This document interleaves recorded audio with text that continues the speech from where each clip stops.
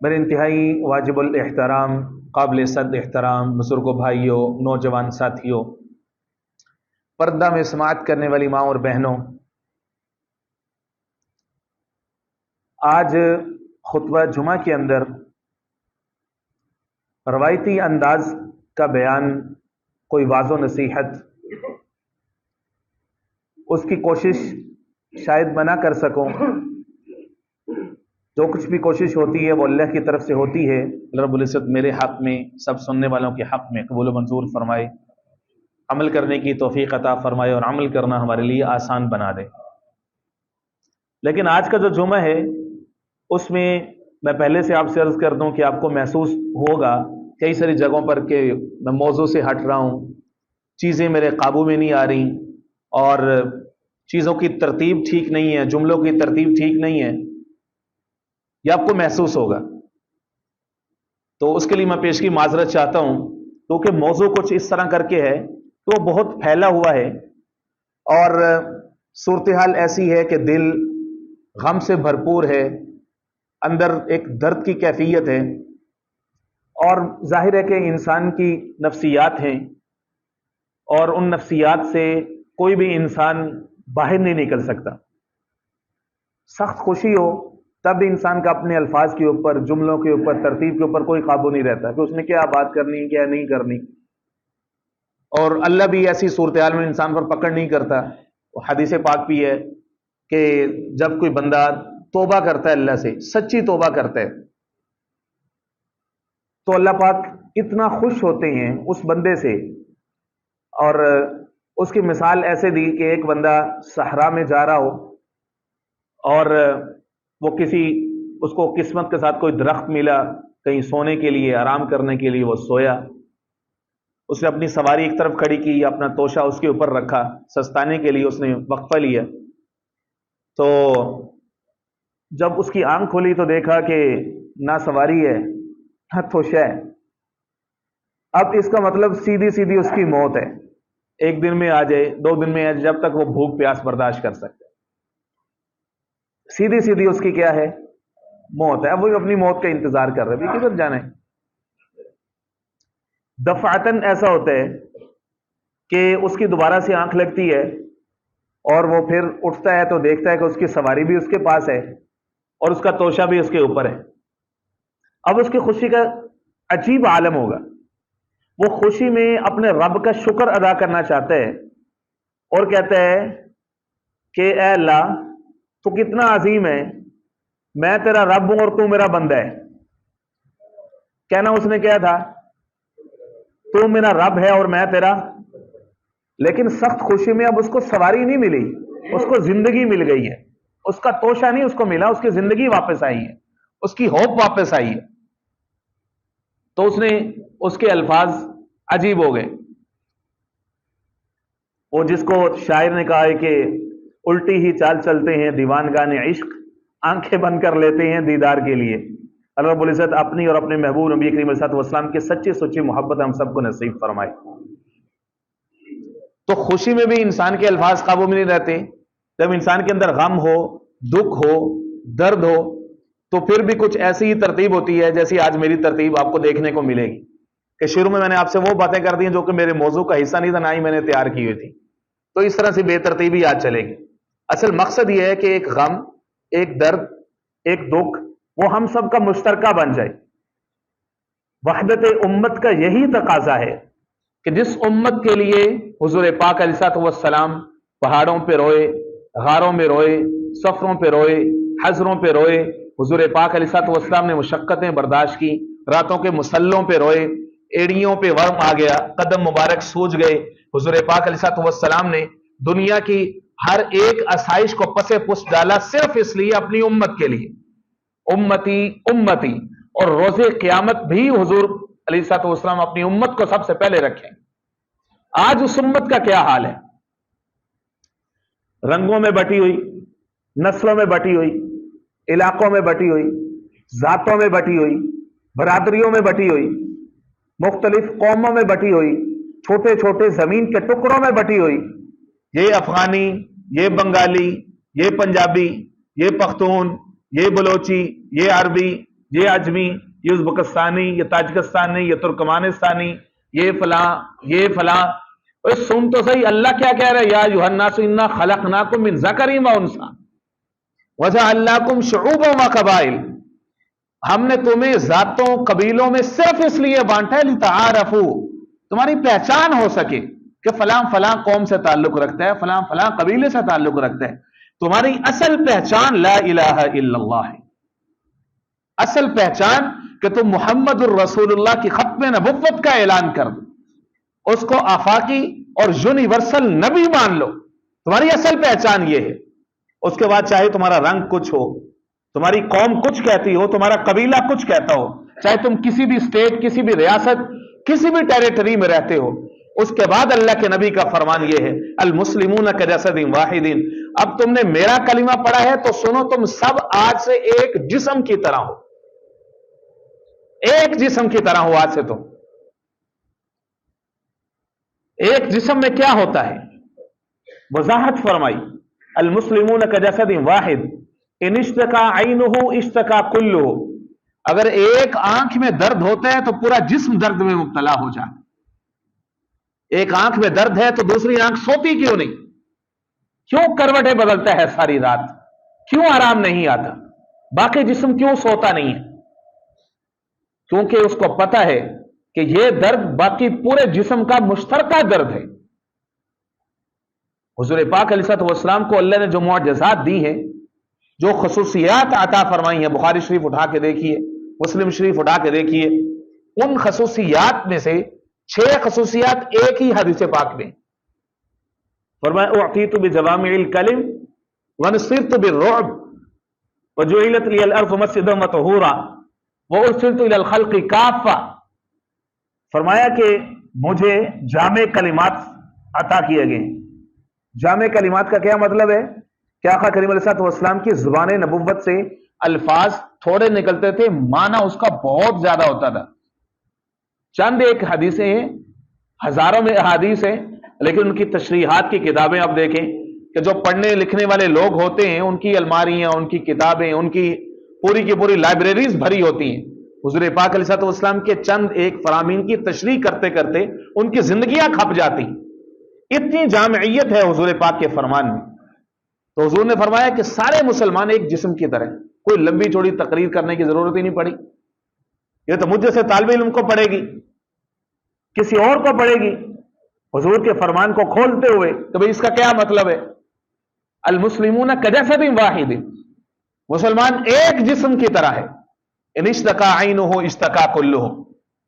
آج جا کر کے دیکھو عالم اسلام میں کیا نوحہ ہو رہا ہے، کس درد، کس غم کی کیفیت سے امت مسلمہ اس کے اندر موجود ہے. کوئی پرسان حال نہیں ہے. ہندوستان کے مشرک اور دنیا بھر کے یہودی، ان کا اتحاد اتنا مضبوط ہے، پورا عالم عیسائیت ان کی پشت پناہی پر ہے، دنیا کی دیگر اقوام خاموش تماشائی ہیں، اور مسلمان بے حس اور بے غیرت بن چکے. کہنے والا سننے والوں سے زیادہ اصلاح کا محتاج ہوتا ہے. قرآن مجید نے 1400 سال پہلے کہہ دیا تھا. اٹھائیے سورۃ المائدہ آیہ نمبر 82 کھولیے. اللہ فرماتے ہیں لَتَجِدَنَّ أَشَدَّ النَّاسِ عَدَاوَةً لِلَّذِينَ آمَنُوا الْيَهُودَ وَالَّذِينَ أَشْرَكُوا. مشرک، بت پرست اور یہودی یہ آپس میں گہرے یار ہیں، ہمیشہ گہرے دوست رہیں گے. اور مسلمانوں سنو، اللہ نے فرمایا کہ یہ دونوں قومیں تمہاری سب سے بدترین دشمن ہوں گی. کبھی نہ سوچنا کہ ان کے پاس پیسہ ہے، پاور ہے، مادہ پرستی ہے. آج انہوں نے کلچرلی، سیولائزیشن کے اعتبار سے مسلمانوں کو سب سے پہلے مارا ہے. نوجوان بچی بچہ تمہارا ہے، مسلمان ماں کی گود میں اس نے کلمہ پڑھا ہے، لیکن جوانی کی اسٹیج پہ پہنچتے ہی وہ تمہاری بچی یا تمہارا بچہ نہیں رہتا، وہ ان کا وفادار ہو جاتا ہے. 3 سال کی عمر سے کارٹونز کے ذریعے سے وہ اپنی تہذیب تمہیں دیتے ہیں، نیوڈیٹی کے اعتبار سے، فحاشی کے اعتبار سے وہ تمہارے بچوں کو ڈی سینسٹائز کرتے. جیسے ہی وہ 15 16 17 سال کی عمر میں پہنچتے ہیں، اس کے بعد کی حرکتیں آپ کے سامنے ہیں. کیا ہیں؟ خدا کے لیے اپنی نوجوان نسلوں کو سنبھالیے. وضع میں تم نصارہ ہو، تمدن میں ہنود، تم مسلمان ہو جنہیں دیکھ کر شرمائیں یہود. یہ جا کر کے کشمیر فتح کریں گے. آج کا ہندو اور یہودی کیسے اتنا بہادر ہو گیا؟ کیونکہ مسلمان اللہ اور اس کے رسول کا وفادار نہیں رہا. سیدھی بات یہ، نام لیتا ہے لیکن جب دنیا داری کی باری آتی ہے، مفاد پرستی کی باری آتی ہے، مادہ پرستی کی باری آتی ہے، ذاتی مفادات کی باری آتی ہے، نیشنل انٹرسٹ کی باری آتی ہے، قومی مفادات کی باری آتی ہے، تو اس وقت بے غیرت بن جاتا ہے، بے حس ہو جاتا ہے. میٹھا میٹھا ہپ اور کڑوا کڑوا تھو تھو اتنا آسان ہے مسلمان اور مومن بن کے دینا؟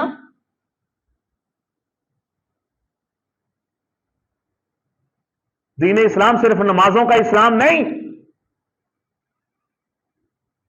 5 وقت کی نماز پڑھ لی، اللہ خیر صلی اللہ وسلم میرا الو سیدھا نہیں. کفر کو تمہاری نمازوں سے کوئی مسئلہ نہیں ہے، آپ کی زکاتوں سے بھی اس کو کوئی مسئلہ نہیں ہے، آپ کی حجوں سے بھی اس کو کوئی مسئلہ نہیں ہے. اس کو مسئلہ تھا ایک بم گراتا، تم اب تک نہیں روک سکے تو اب بھی نہ روک سکتے. تمہاری نمازوں سے اس کو کوئی مسئلہ نہیں ہے، تمہارے مذمتی بیانوں سے بھی اس کو کوئی مسئلہ نہیں ہے. کفر مذمت سے سیدھا نہیں ہوتا، مرمت سے سیدھا ہوتا ہے. اور نہیں تو اپنے پڑوسیوں سے ہی کچھ سیکھ لو، کتنے سالوں سے لتر بار بار کے انہوں نے بگایا ہے.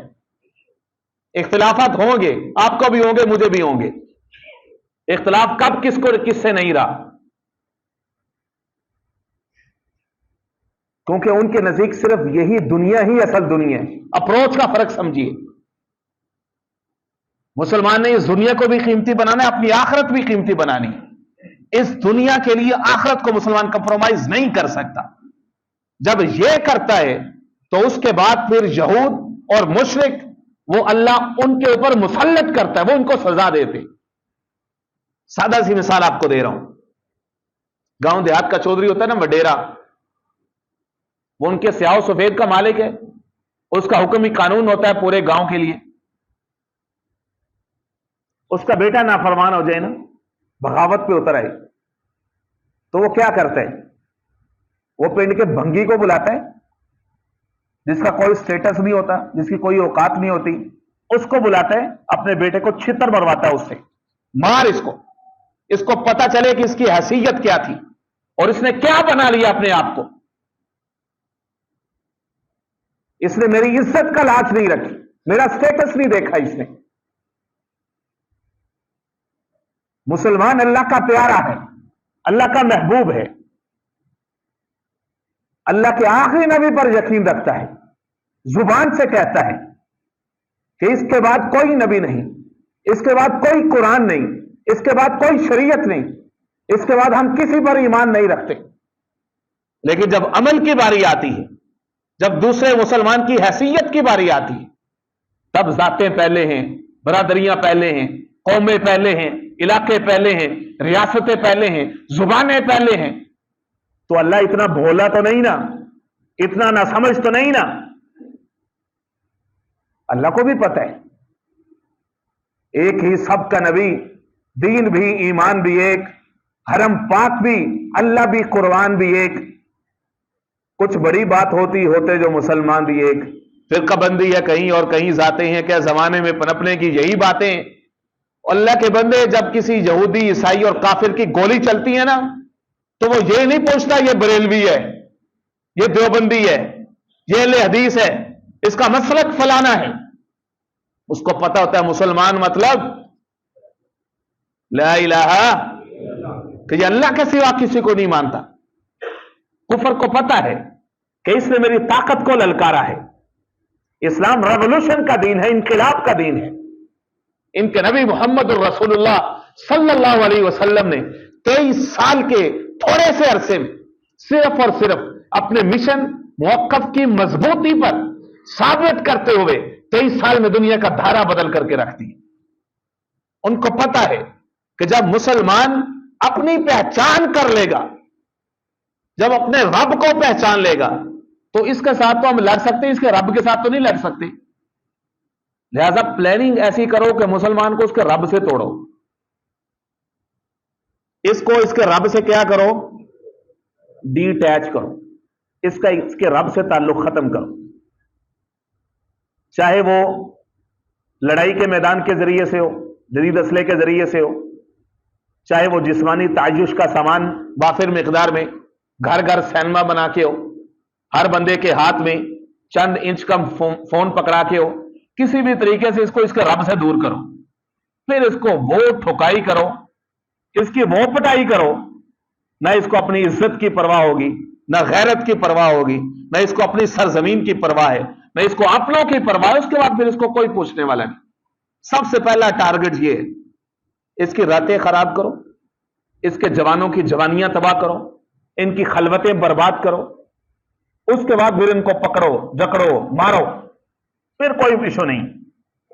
وہی اس نے کیا مسلمانوں کے ساتھ. مسلمانوں کا اتحاد ٹوٹا. آج دنیا بھر کی دولت کے انبار مسلمانوں کے پاس ہے.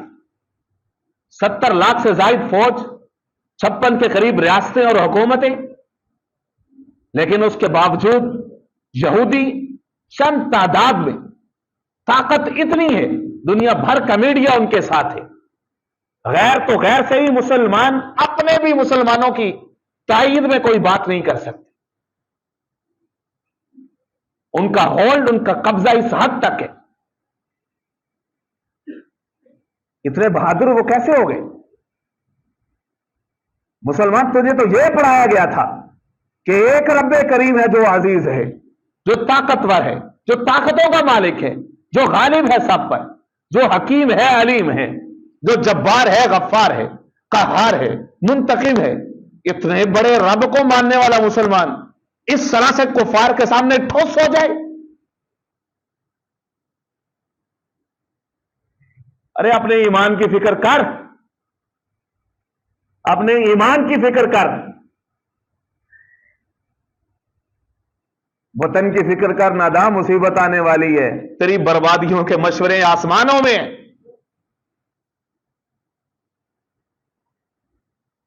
پہلے امت بنے ہم، امت.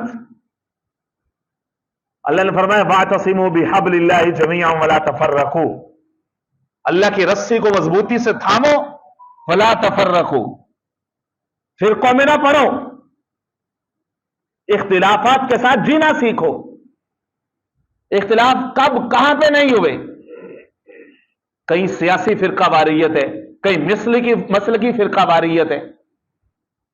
چھوٹی چھوٹی سے بات پہ اتنا عدم برداشت.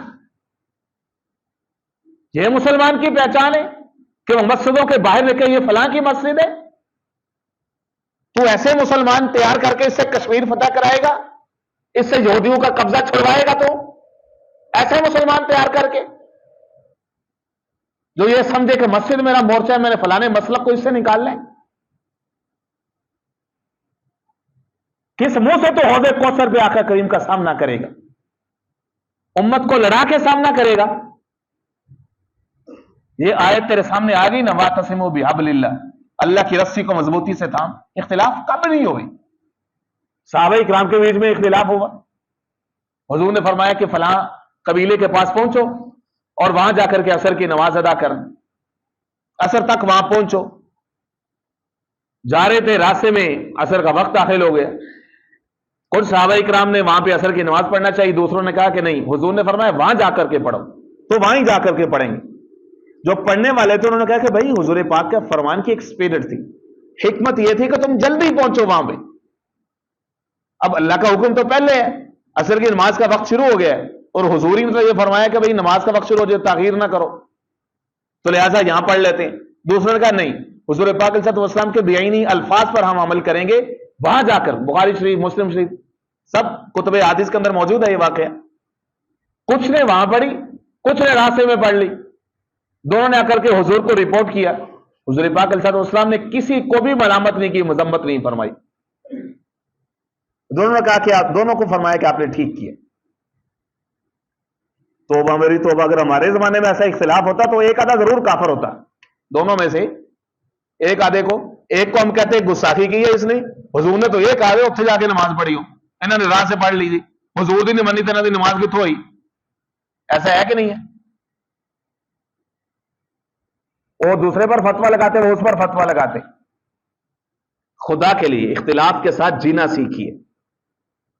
دس is one of the best bigger challenge for امت مسلمہ. میں آپ سے عرض کر رہا ہوں، صرف ایک جملے میں سمیٹ رہا ہوں. جو ویسٹرن پاورز ہے نا، مغرب کی جو سوچ ہے، اس میں اور مسلمانوں میں سب سے بڑا فرق اختلاف کو برداشت کرنے کا ہے. مسلم امہ، مسلم نیشنز آر ہائیلی ریئیکٹیو. عدم برداشت ان کے اندر بہت زیادہ ہے. چھوٹی سی بات پہ ایسے ہونٹ کے نیچے کفر کا فتوا پڑا ہوتا ہے. وہ جو ابن انشا نے کہا تھا نا، جانے کب کون کسے مار دے کافر کہہ کے، شہر کا شہر مسلمان بنا پھرتا ہے. ہر بندہ ہی کافر ہے، اس نے ایک دوسرے کو مارنا ہی مارنا ہے. انہوں نے 500-600 سال تک اچھے خاصی ٹھکائی کروا کے، لڑائیاں کر کے، یہی لندن، پیرس، سان فرانسسکو میں ایک دوسرے کی کھوپڑیوں کے مینار بنا کے، انہوں نے اس سے یہ سیکھا ہے کہ بھائی انسانوں کے اختلافات رہیں گے، اس سے ہم جان نہیں چھڑوا سکتے، لہٰذا عزت کے ساتھ اختلاف کرو، لڑائی کے ساتھ اختلاف نہ کرو. اور مسلمان 500 سال سے کسی وجہ سے کھا رہے کہ اس کو ریسپیکٹ دا ڈائیورسٹی اس کو آتی نہیں ہے. بس ذہن میں ایک اس کے سینٹرک ہے، ایک اس نے اپروچ بنائی ہوئی ہے. ان کا دین نہیں ہے، ان کا مسلک ان کا دین ہے. اور بھائی مسلک تبلیغ کے لیے نہیں ہوتا، ترجیح کے لیے ہوتا ہے کہ بھائی مجھے یہ رائے پسند ہے، میں اس کے مطابق عمل کر لوں. جن مسالک کو فالو کرتے ہیں وہ لوگ آپس میں اتنے زیادہ محبت کے ساتھ رہتے تھے. امام شافعی رحمہ اللہ، امام حنیفہ رحمہ اللہ کے شاگرد اس طرف جا رہے ہیں تو وہ ان کے مسلک کے مطابق ترک رفع دین کر رہے ہیں، وہ ادھر جاتے ہیں تو وہ ادھر جا کے رفع دین کر رہے ہیں. اس حد تک انہوں نے اختلاف کے ساتھ زندہ رہ کے دکھایا. لیکن ہم کیا ہے، ہم تو چھوٹا سا یہ پتہ چل جائے فلاں فلاں کا ووٹر ہے، سپورٹر ہے، ہم تو بس نہ چلے گولی مار دیں اس کو. ہمارے اندر تو سیاسی فرقہ واریت اتنی ہے. لوگ پہلے روتے تھے 50 سال کہ پاکستان میں مذہبی فرقہ واریت ہے، اب یہ سیاسی فرقہ واریت اٹھ گئی ہے. ایک ایک گھر میں ایک دوسرے کے دشمن موجود ہیں. الامان والحفیظ. اتنے تنگ نظر لوگ، اتنی تنگ ذہن نسل پیدا کر کے آپ یہ توقع کریں کہ ترقی کر جاؤ گے اور کفار اپنے ایوانوں میں بیٹھ کے ڈریں گے. یہ خیال ہے سو محال ہے سو جنو، خیال ہے، پاگل پن ہے، پاگل پن ہے. ایسا ہو نہیں سکتا، اللہ کی سنت کے خلاف ہے. اہل پاکستان کے لیے مسئلہ کشمیر اور مسئلہ فلسطین جڑے ہوئے آپس میں. میں سیاسی انداز میں بات نہیں کر رہا ہوں، وہ میری ڈومین نہیں ہے، لیکن جس حد تک مذہبی ہے وہ میری ذمہ داری ہے. دونوں آپس میں ملے ہوئے، ادھر مشرکین ہیں، ادھر یہودی ہیں. یہاں پر بھی مسلمان قبضے میں ہیں، وہاں پر بھی مسلمانوں کے اوپر قبضہ ہے. دونوں. پاکستان کے لیے تو معاملہ انتہائی نازک ہے. کم از کم پاکستان کے ہر شہری کو تو غیرت کا مظاہرہ کرنا چاہیے. یا تو جتنا بھی بے بس ہے رات کو 2 نفل پڑھ کے رو تو سکتا ہے، اللہ کے سامنے بے بسی کا اظہار تو کر سکتا ہے. اے اللہ یہ 2 پارٹیاں، ایک حزب اللہ ہے، ایک حزب الشیطان ہے. اے اللہ تو نے اعلان کیا ہے الا ان حزب اللہ هم المفلحون. اے اللہ میں تیری طرف ہوں، اے اللہ میں تیری طرف ہوں، تو میرے مظلوم بہن بھائیوں کا مددگار، حامی و ناصر بن جا. میں کچھ نہیں کر سکتا. اللہ تو طاقتوں کا مالک ہے، اللہ تو بدلہ لینے والا ہے، اللہ تو حفاظت کرنے والا ہے. اللہ یہ دنیا کی طاقتیں، یہ ٹینک، یہ توپے، یہ گولے، یہ جیٹ طیارے، یہ ہوائی جہاز، یہ میزلز، اللہ یہ تیری طاقت کے سامنے کچھ نہیں ہے، یہ ہیچ ہے. تو ابابیلوں کا مالک ہے جو ننھے منھے پنجوں کے اندر چھوٹی چھوٹی کنکریاں جو نیکڈ آئی سے نظر بھی نہیں آتی، تو اس کے ذریعے سے ابراہا کے لشکر کو تباہ کر سکتا ہے. بلکہ اب تو حال یہ ہے کہ کسی لکھنے والے نے لکھا کہ ابابیل اب بھی ہیں، کیونکہ اللہ کی مخلوق ہے نا، ان کے پنجوں میں کنکریاں اب بھی ہیں، لیکن وہ اللہ سے پوچھتے ہیں اللہ پھینکنے بتا کدھر ہے. ان یہود و نصارہ کے اوپر مارنی ہے کہ مسلمانوں کی ان بے حسی اور بے غیرتی کے اوپر مارنی ہے کہ جگانا کس کو ہے؟ اللہ ذرا یہ بتا. کنکریاں اب بھی ہیں، اللہ بتا تو صحیح. مسلمان تیری پارٹی میں آئے گا تو ہم اس کی مدد کریں گے، مسلمان تیری پارٹی میں تو منافق ہے، دوغلا ہے، کس طرف آئے ہم؟ مسجد میں آتا ہے رب کو سجدہ کرتا ہے، مسجد سے باہر جاتا ہے جھوٹ بھی ہے، شراب بھی ہے، زنا بھی ہے، بدکاری بھی ہے، فحشی بھی ہے، عریانی بھی ہے، سود بھی ہے، رشوت بھی ہے۔ کون سا محکمہ جو بغیر رشوت کے چل رہے؟ نام ہاتھ تو رکھیں کسی پہ۔ یہ اللہ کی نافرمانی اور بغاوت نہیں ہے؟ ایسے اللہ کی نصرت آیا کرتی ہے۔ حدیث پاک ہے جو آخر میں آپ کے سامنے رکھ رہا ہوں، بخاری شریف کے اندر موجود ہے، مسلم شریف کے اندر موجود ہے، سنن ابی داؤد کے اندر موجود ہے، مختلف احادیث کے کتب میں موجود ہے۔ نقشہ کھینچا حضور پاک علیہ السلام نے آنے والے حالات میں امت کا۔ فرمایا لوگوں، یوشک الامم، دنیا کی دوسری قوموں پر ایک ایسا وقت آئے گا، ان تداعى علیکم کما تداعى الاکلۃ الی قصعتها، کہ دوسری قومیں تم پر ایسے ٹوٹ پڑیں گی، جب کھانے کی طرف بلانے والی عورت لوگوں کو کھانے پہ بلائے تو جس طرح بھوکے لوگ اس کے دسترخوان پر ٹوٹ پڑتے، اس طرح سے دوسری قومیں تم پر ایسے ٹوٹ پڑیں گی۔ فقال قائل ومن قلۃ نحن یومئذ، یا رسول اللہ کیا اس دن ہماری تعداد کم ہوگی؟ کیا ہم تھوڑے ہوں گے؟ فرمایا قال بل انتم حینئذ کثیر، تو سب بہت زیادہ ہوگے۔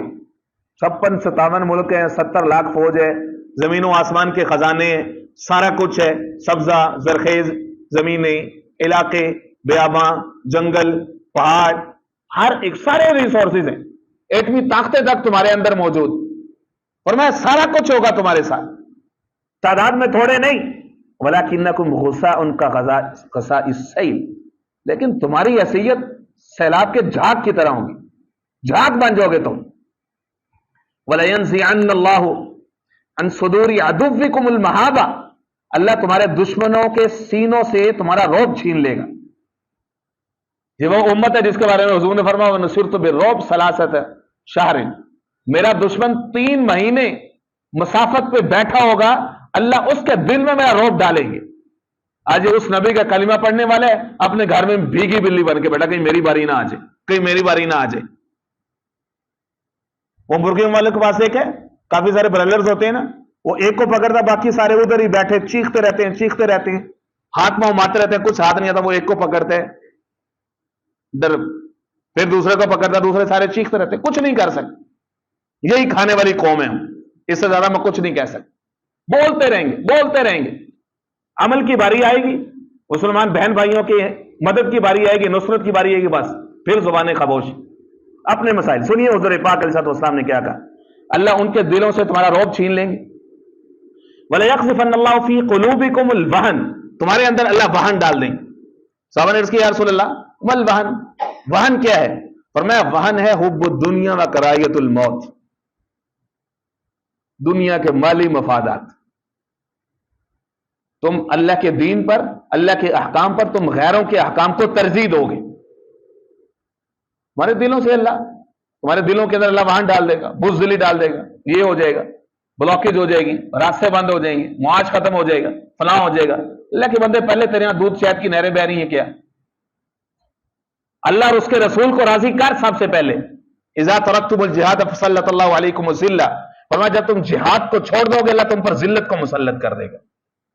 یہ جہاد سے مراد صرف قتال، دو بدو لڑائی نہیں ہے، جہاد سے مراد مکمل پلاننگ ہے، جوہد ہے، محنت ہے۔ تمہارا نوجوان تو اتنا سست ہے، اس کو 1 کلومیٹر پیدل چلنا اس کو موت پڑتی ہے، یہ جہاد کرے گا کیا؟ اس کا بس نہیں چلتا، وہ بادشاہ میں بھی گاڑی لے کے جائے گا۔ یہ نسلیں تم تیار کر رہے ہو، یہ جہاد کریں گی؟ والدین کے اوپر شاؤٹ کرتے، چیختے اور دوسروں کو گلے لگاتے ہیں، یہ نوجوان نسل تیار ہو رہی ہے۔ ایسے نوجوان بھی موجود ہے، اللہ ہدایت دے، دوستوں میں بیٹھ کے اپنے باپ کا تعارف تک نہیں کراتے، باپ کے ساتھ اجنبیت کا جیسر رکھتے کہ میرے دوستوں کو یہ پتہ نہیں چاہیے میرا باپ ہے دھوتی والا۔ اللہ ہدایت دے، خدا را ہم اپنی نسلوں کو سنبھالیں، دینی تربیت دے، تعلیم دے، تاکہ ہم تو نہ صحیح کم از کم ہماری نسلیں ہی اللہ کے دین کا سنہری زمانہ دیکھ سکیں۔ اللہ رب العزت سمجھ نصیب فرمائے۔ وما علینا الا البلاغ المبین۔